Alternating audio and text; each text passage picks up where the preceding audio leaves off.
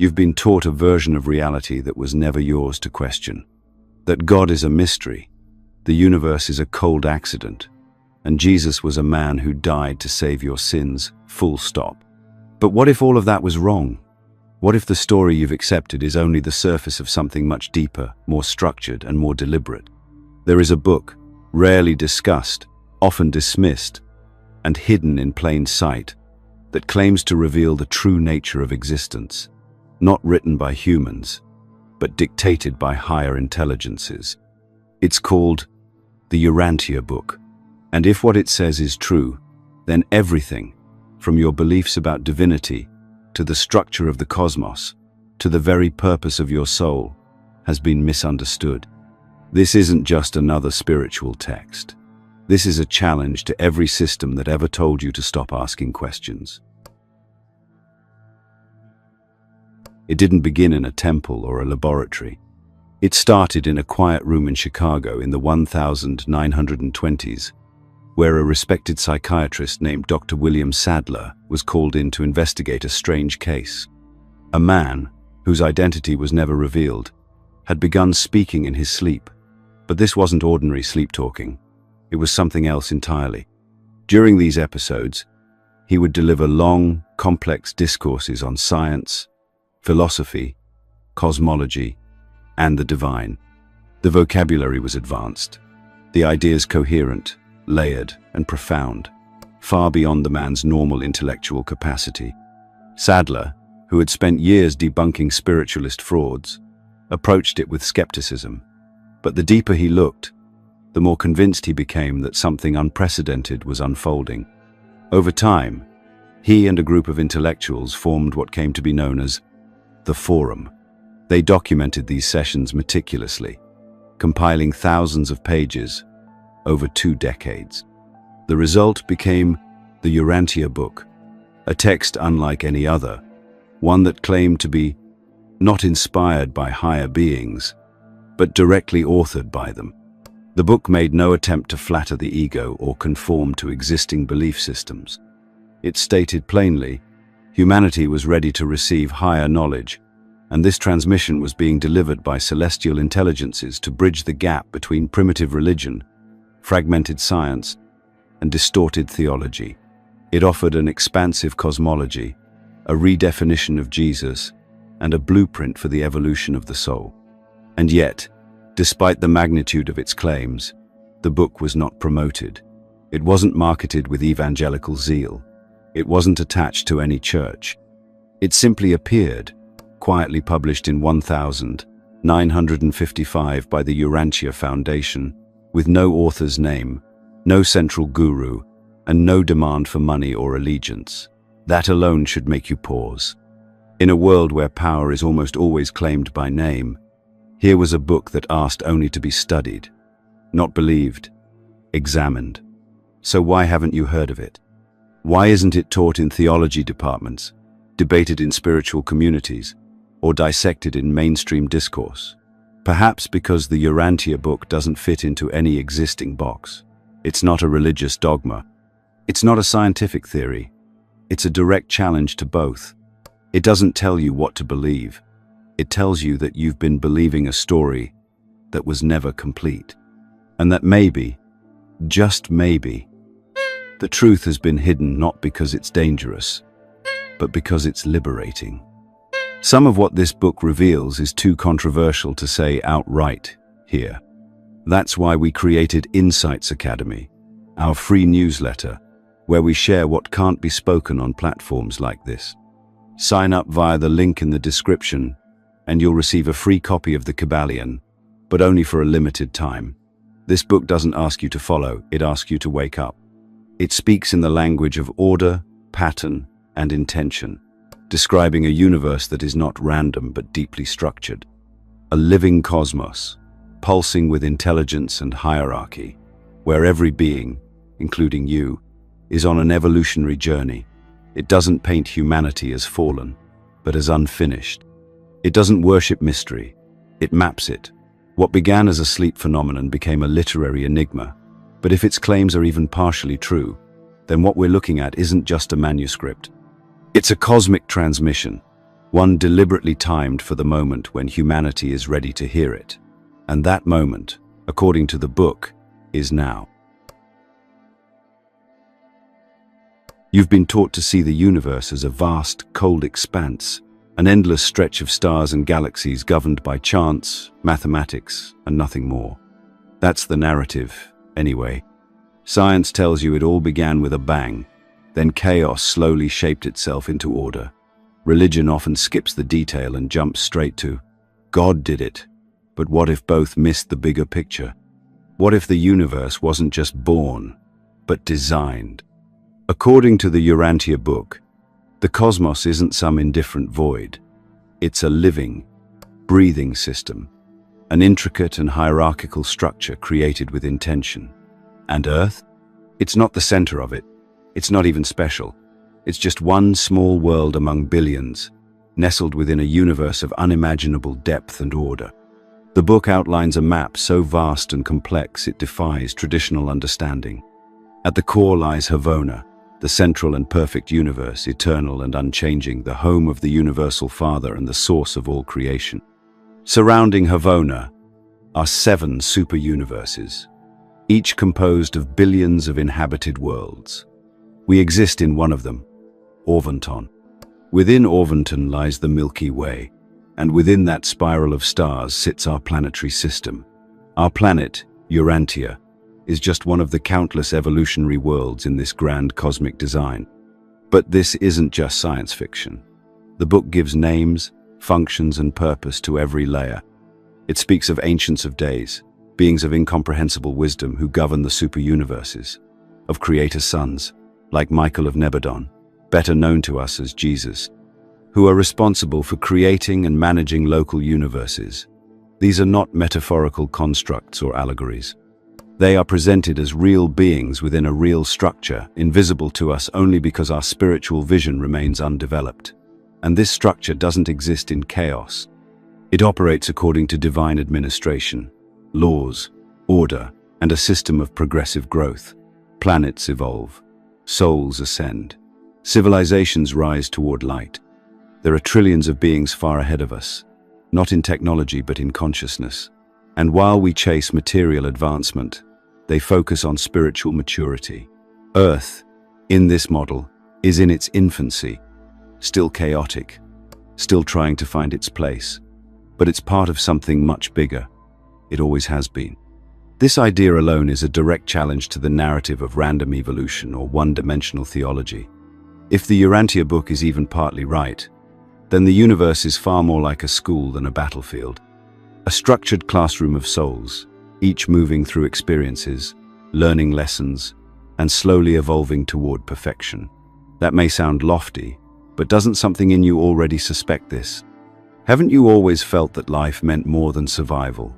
That maybe, just maybe, there's a reason certain ideas persist, like the soul, the afterlife, ascension, or angels? What if they weren't fantasies, but distorted memories of something real? The Yuran시아 book doesn't just offer poetic language. It offers structure, an architecture of existence. It gives you context. It places you on the map of something so staggeringly large and beautiful that it makes your day-to-day worries seem microscopic. But that doesn't mean your life is meaningless. It means it's part of a system too vast for you to see all at once. You've been told the universe is cold, indifferent, and meaningless. But what if it's actually alive, intelligent, and waiting for you to grow into its rhythm? What if you're not a mistake, but a part of the most sophisticated system ever conceived? If you've ever looked around and wondered why the world feels off, why history seems riddled with suffering, confusion, and conflict, the Yuran시아 book offers an explanation that's as startling as it is profound. It doesn't blame humanity's chaos on original sin, nor does it suggest we're simply a violent species by nature.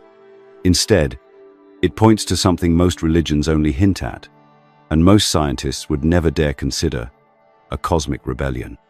According to the book, Earth, known in celestial terms as Yuran시아, was not always disconnected. We were once part of a greater spiritual network, a vast interplanetary system where divine guidance and cosmic harmony flowed freely.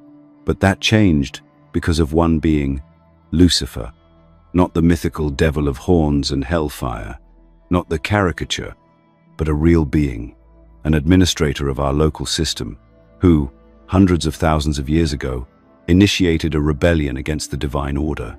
His argument? That intelligent beings didn't need the oversight of a universal God. That autonomy should reign over divine guidance. It wasn't a war of weapons, but of ideas. Lucifer's manifesto promoted self-assertion over spiritual alignment, and a significant number of celestial beings followed him. Earth was one of the worlds caught in this ideological revolt. And as a result, we were cut off, quarantined, spiritually isolated from the rest of the universe. This wasn't punishment, it was containment. To prevent the rebellion from spreading, the affected worlds were severed from the higher circuits. Earth became a spiritual island, left to figure things out without the full support of divine administration. If you've ever wondered why so many of our prophets, sages, and visionaries speak of the darkness of the world, this is why. It's not because God abandoned us. It's because we were put into isolation to contain the spread of corruption. We weren't cast out. We were protected from ourselves until we were strong enough to see clearly again. But here's the part that should stop you in your tracks. Most religions echo this story without realizing it. The fall of man, the exile from Eden, the angel cast from heaven. They're all fragments, echoes of this greater narrative. But over time, the pieces were twisted into stories of guilt, shame, and damnation. Instead of inspiring growth, they instilled fear. Instead of explaining the breaking connection, they made you believe you were inherently broken. And that's the tragedy. We've been raised on fragments of a story that was never meant to condemn us. It was meant to empower us.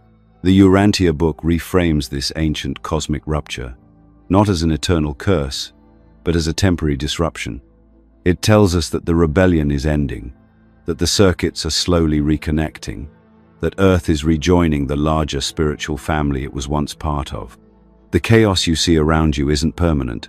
It's the birth pain of a planet waking up after a long, dark sleep. But waking up is hard. It means letting go of everything you thought was normal. It means realizing that the systems that govern this world, our politics, our ideologies, even our religions, were shaped in the shadow of isolation. They evolved without access to the full light. They did what they could with what they had. But now the light is returning. You were never born into a doomed world. You were born into a recovering one, a planet in transition. And you're not here by accident.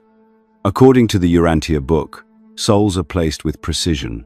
Your presence here isn't punishment, it's participation. You're here to help mend what was broken. But you can't do that while believing the old story. You have to see it for what it really is. Not a fall from grace, but a detour in evolution. One that we're finally ready to correct. For most people, the story of Jesus begins in a manger and ends on a cross. Everything in between is framed by a handful of gospel accounts, filtered through centuries of religious interpretation and institutional agenda. You were taught that Jesus was the Son of God, who came to die for your sins, a divine sacrifice to satisfy an angry deity. But what if that narrative only scratches the surface? What if the truth is not that he came to die, but that he came to live? And not just live, but to experience, embody, and demonstrate the divine potential within every single one of us. According to the Yuran시아 book, Jesus was not simply a spiritual teacher or enlightened prophet. He was Michael of Nebadon, a creator son, a divine being entrusted with the formation and governance of entire universes. These creator sons are born of the universal Father and the eternal Son, and they each establish and oversee local universes filled with billions of inhabited planets. Our universe, Nebadon, is one such domain, and Michael, Jesus, chose Earth, Yuran시아, as the place where he would perform his seventh and final bestowal, the act of becoming one with his own creation. Let that sink in. Jesus didn't come here as a savior in the traditional sense. He didn't descend to offer blood as payment. He incarnated to fully understand his creation, to experience life as we do, to walk in our shoes, to suffer our limitations, and to demonstrate what a life of complete alignment with divine will looks like. His mission wasn't to found a religion, it was to model the path of spiritual evolution. His life was the example, not the exception. And what the Yuran시아 book reveals about his life goes far beyond the fragments we find in the Bible. It offers a detailed account of his childhood, adolescence, and lost years, those decades between the temple and the Jordan that the scriptures mostly ignore. It speaks of his travels, his studies, and his encounters with different cultures and philosophies. It paints a portrait of a man who wasn't just waiting for his public ministry, but one who was quietly preparing, questioning, integrating, and growing. He faced real struggles. He doubted, he wept, he wrestled with his purpose, not because he was weak, but because he was fully human, and yet fully divine. This dual nature is what makes his journey so profound. He wasn't pretending to be human. He was human. And by living as one of us, he didn't just fulfill a cosmic requirement. He earned the right to govern with perfect empathy. He became not just a sovereign ruler, but a brother, a friend, an example. His death was not a cosmic necessity. It was a tragic consequence of ignorance and fear. The crucifixion wasn't demanded by God. It was allowed by humans. And yet, even in that moment of violence and misunderstanding, he forgave. He transcended vengeance. He embodied love. If you've always felt that the institutional version of Jesus left too many questions unanswered, why his teachings focused more on the kingdom within than rituals, why his message was about transformation, not transaction, then maybe it's because the deeper truth was buried under dogma. The Yuran시아 book doesn't ask you to worship Jesus. It invites you to understand him, not as a remote figure on a stained glass window, but as someone who walked this earth for the same reason you're here, to grow, to serve, to remember. It reframes Jesus not as the singular exception to human potential, but as its highest expression. And in doing so, it flips the script. His purpose wasn't to make you feel unworthy. It was to show you what's possible, not to be idolized, but to be followed, not in blind obedience, but in conscious embodiment. If what this book says is true, then Jesus didn't come to save you. He came to show you how to save yourself. There's a quiet lie running beneath modern life. The idea that you are inherently broken, born flawed, and in need of fixing from the outside. Religion frames this as original sin. Culture frames it as inadequacy. The system sells you salvation in the form of status, image, and endless achievement. And yet, with all these external promises of worth, something still feels missing. That emptiness inside you. It's not because you're flawed. It's because you've been cut off from something vital. Not something you need to find, but something you need to remember. According to the Yuran시아 book, within every human being resides a fragment of divine presence. It's not a metaphor or symbol, it's real. This divine fragment is called the thought adjuster, and it is your truest compass, the part of God that lives in you, constantly whispering, not in words, but in insight, conscience, and quiet direction. It's not there to control you. It's there to guide you, always respecting your free will. That's the paradox of divine love. It never forces, only invites. You've probably felt it. In those moments of stillness, when a deeper truth rises above the noise. In those inner nudges that tell you to take the harder but more honest path. In the gentle but persistent awareness that you are meant for more than routine, more than survival, more than the distractions that dominate most of your life. That feeling isn't fantasy, it's contact. A silent, persistent invitation to wake up. The thought adjuster is your divine inheritance. You didn't earn it, you didn't request it. It was placed in you as proof that you are not separate from God. You are an extension of the divine, a being in progress, on a path of inward discovery that leads, ultimately, back to the source. And this isn't about belief, it's about relationship. The thought adjuster doesn't ask for worship, it seeks cooperation. It doesn't demand rituals or praise. It simply waits, patiently, for you to listen. But here's the challenge. The systems around you are designed to drown it out. Endless stimulation, constant noise, synthetic desires. They're not just distractions, they're barriers. The more you outsource your sense of worth, the harder it is to hear your own divine voice. The thought adjuster speaks clearest in silence, in integrity, in honest self-reflection. It can't be bought. It can't be decoded by another. Its guidance is personal, direct, pure. The Yuran시아 book suggests that the path to true transformation isn't through religion or philosophy alone, but through conscious partnership with this inner fragment. Moral decisions, intellectual growth, acts of love and service, these are the mediums through which your soul evolves. Every choice is a vote for alignment or separation. Every moment is another step on a journey of cosmic consequence. You were never meant to be a sinner crawling for grace. You were meant to be a soul awakening to its origin. The divine spark isn't above you, judging your worth. It's within you, waiting to be recognized. Your spiritual growth doesn't begin with belief in an external savior. It begins with trust in the quiet force already embedded in your core. You are not broken. You are incomplete. And that's not a flaw. It's an opportunity. Because incompleteness means you're still becoming, still unfolding, still invited. And once you begin to hear that voice inside, the one that's been waiting, whispering, guiding, you won't need anyone to tell you what to believe. You'll know. Not because someone taught you, but because your soul remembered what it always knew to be true.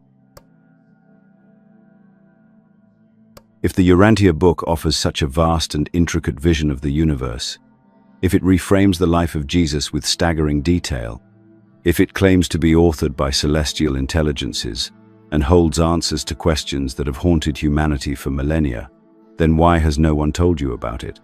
Why isn't it debated in universities, unpacked in churches, or dissected by think tanks and theologians? Why is something this big so unknown? The answer is both simple and unsettling, because this book doesn't just reveal new truths, it renders old systems obsolete. It doesn't fit into any established category. It doesn't ask you to join a church, tithe a percentage, attend a ceremony, or bow to a hierarchy. It undermines all that. There is no clergy in the Yuran시아 book, no dogma, no demand for blind obedience. It offers knowledge without control, insight without indoctrination. And for the systems built on power and dependency, that is dangerous. You live in a world where information is monetized, controlled, and weaponized, where attention is currency, where ideas that empower are quickly co-opted or buried. Religious institutions, political machines, even the scientific establishment, they all depend on a consensus reality. They survive because most people agree to see the world in a narrow, manageable way. The Yuran시아 book threatens that consensus. It doesn't try to blend in. It challenges the foundations of theology, rewrites the cosmological map, and dismisses the idea that anyone needs to mediate your relationship with the divine. Organized religion doesn't know what to do with it. It doesn't align with existing doctrine, doesn't reinforce the mechanisms of guilt, sin, or ritual. It doesn't call for worship. It calls for understanding. It doesn't make you feel small so it can sell you salvation. It tells you the divine is already inside you and always has been. That kind of message dismantles centuries of control. It breaks the spell. And those who profit from that spell would rather you never found the book. Even academia avoids it. Because admitting that the Yuran시아 book deserves serious study would mean cracking open doors that most institutions are terrified to walk through. It doesn't match the language of mainstream science or theology. So instead of investigating it, they dismiss it, label it pseudoscience, file it away as a curiosity, not because they've disproved it, but because they don't know how to contain it. And here's the irony. If it had a human author, a publishing house, a financial agenda, it might have made its way into mainstream consciousness, but it didn't. It arrived quietly, without a marketing strategy, no spokesperson, no messiah, just a text, a message, a map. And because of that, it has remained hidden in plain sight for nearly 70 years. But books don't vanish because they're unimportant. They vanish because they're inconvenient. The Yurantia book isn't just inconvenient, it's disruptive. It doesn't ask you to believe.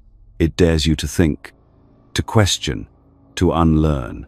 And for a world designed to keep you spiritually numb and intellectually sedated, that makes it radioactive. It's not hard to understand why this book hasn't gone viral. People aren't just afraid of being wrong, they're afraid of having to rebuild everything they thought they knew. Reading this book isn't just a mental exercise, it's a confrontation, a quiet rebellion against inherited thought, a challenge to look beyond the surface and ask, what else have I accepted without examination? Maybe you've felt it, that nagging sense that the answers you've been given don't quite add up, that something deeper is just out of reach.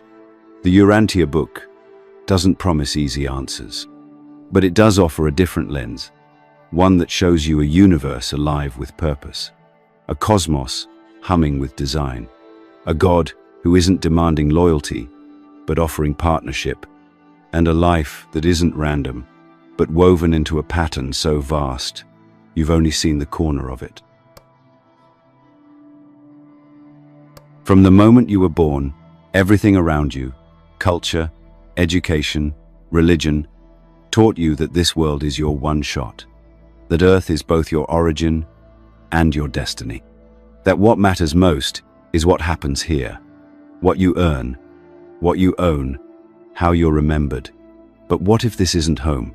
What if this planet is just the first classroom in a much longer curriculum? According to the Yurantia book, your life here is only the beginning of a soul journey that spans across worlds, dimensions, and entire tiers of existence. You are not a finished product. You are a soul in transit. And Earth was never meant to be the destination, it's the starting point. The book describes a process of soul ascension that rewrites everything you've been told about life after death. Not a binary of heaven or hell, not a final judgment at the gates, but a system of progression. After this life, if your soul chooses to continue, you awaken not in a void, but on the mansion worlds, the next stage of existence where your spiritual education intensifies. These aren't dreamlike realms of eternal rest. They are structured, real, and purposeful. Each level prepares you for the next, refining your consciousness, expanding your understanding, drawing you closer to divine awareness. This isn't reincarnation. You don't return to Earth over and over again to pay some vague karmic debt. You move forward. You evolve, not randomly, but through a curriculum built by cosmic design. The aim is not perfection in one lifetime, but growth across many stages of existence. And at every step, you're supported, not judged, by spiritual beings tasked with helping you unfold your potential. You're not navigating alone, you are known, watched over, guided. The religious systems you grew up with rarely speak of this kind of evolution. They tend to compress everything into this one life, offering salvation or condemnation based on a single decision or belief. But that idea is built on fear, not truth. What kind of divine intelligence would create an entire universe just to funnel souls into reward or punishment after 80 years on one small planet? That's not justice, that's control. The Yurantia book presents something far more dynamic. It suggests that your soul is a co-creator in its own destiny, that each decision you make, each act of courage, each refusal to conform to fear, it all echoes beyond this life. Your time on Earth matters, deeply, but not in the way you've been told. It's not about achieving success or following rules. It's about learning how to live in harmony with the divine within you. That's the test. Not obedience, not perfection, but alignment. And this journey doesn't end until you reach the presence of the Universal Father, the source of all things. That may take eons. It may stretch across galaxies. But that's the path. You're not here to be perfect. You're here to begin. The discomfort you feel in this world, the ache for something more, the strange nostalgia for a place you've never been, those aren't flaws in your programming.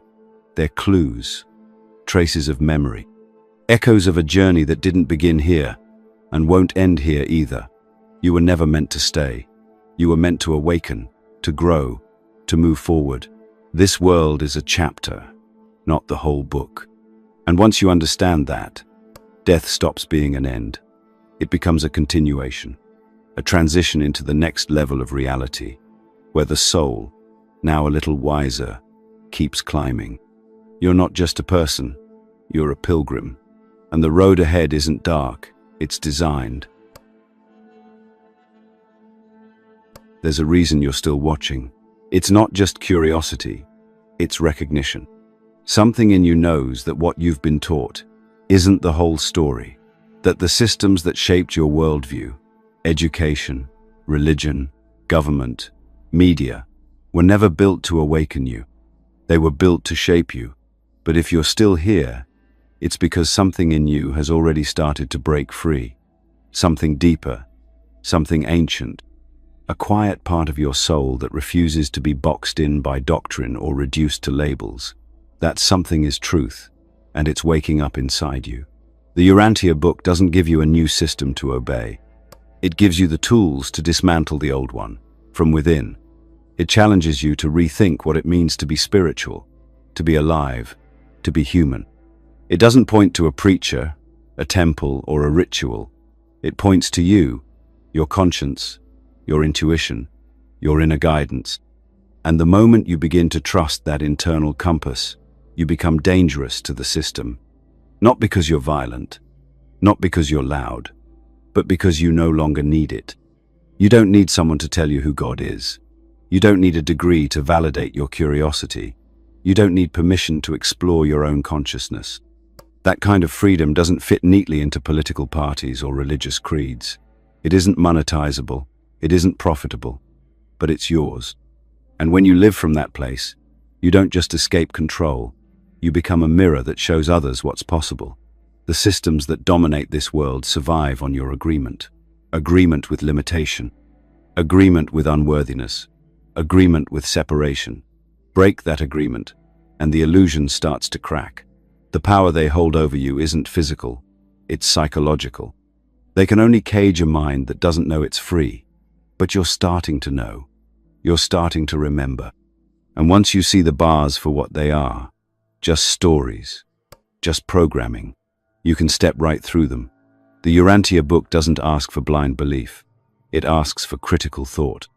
It invites you to test its ideas, to wrestle with its concepts, to investigate its claims. It doesn't demand faith. It dares you to examine. And that's why it's so dangerous. Because it trusts you with the truth. It trusts that you're ready to think for yourself. You don't need to agree with everything in it, but you owe it to yourself to explore it. Because once you do, you'll never see reality the same way again. You'll realize that your potential has been underestimated by every system you've ever known. That your soul was meant to expand, not to comply. That your life isn't a fluke. It's a thread in something vast, intelligent, and sacred. You're not here by accident. You're not watching this because you're bored. You're here because something in you is ready to step outside the script, ready to stop nodding and start questioning. You are the proof that the system can't contain you, and the more you embody that truth, the more others will see it in themselves. That's how change happens, not with noise, but with awakening. The Yuran시아 book doesn't come to you wrapped in prophecy or cloaked in thunder. It doesn't shout. It doesn't demand allegiance. It waits. It's quiet, patient, almost too quiet for a world addicted to noise. And maybe that's why most people never find it, because it doesn't come with a brand or a movement or a charismatic leader. It just exists in plain sight, daring you to pick it up and see what it does to your mind. And once you do, something strange happens. You don't just read the book starts reading you. It's not just the content that unsettles you, it's the feeling that it knows you're looking for more. It doesn't try to scare you into faith or lure you with reward. It simply tells a version of reality that is so staggeringly vast, so carefully ordered, and so deeply human that you find yourself wondering how you ever accepted less. It rewires the way you see life, death, purpose, identity, and time. It doesn't give you easy answers. It gives you the questions you were never allowed to ask. What if the universe isn't a battlefield of souls but a school for consciousness? What if you aren't a failed creature begging for redemption but an unfinished soul invited to grow? What if Jesus wasn't sent to die but to live, to show you the way home, not as a savior above you but as a brother beside you? These aren't just theological tweaks, they are tectonic shifts. And once they happen inside you, nothing outside of you looks the same. You begin to see through the illusions, not just in religion or politics, but in how you relate to yourself. The shame you were conditioned to carry starts to feel artificial. The guilt, the fear, the idea that you have to earn your worth or suffer your way to peace. Suddenly, it all feels foreign, because something older is stirring in you, something that doesn't need external permission to exist. You're not finding the truth, you're remembering it. And whether you choose to accept the Yuranshia book as literal revelation or a brilliant piece of spiritual philosophy, its effect is undeniable. It disrupts, it disorients, then it clarifies. Not by telling you what to believe, but by challenging you to confront what you've believed all along. And that's where the power lies. Not in the book itself, but in what it activates in you. You don't finish the Yuranshia book as the same person who opened it. You either close it and go back to sleep, or you begin to live differently, not in rebellion, but in alignment. Because once you realize that your life is part of a divine architecture, that your thoughts echo through eternity, that your choices shape your soul's trajectory, you can't go back. You're no longer here to conform. You're here to evolve, to experience, to awaken. This book doesn't end with a prophecy. It begins with a question. And now, the question is yours. Is this just a book or a blueprint? You've heard enough to know that you can't unknow this. So the only question left is whether you're going to ignore it or explore it. Don't wait for someone to validate what you feel inside. If you're still here, it's because you were meant to be. Now act on it. The truth doesn't need your belief to be real. But your life will never fully begin until you stop waiting and start seeking.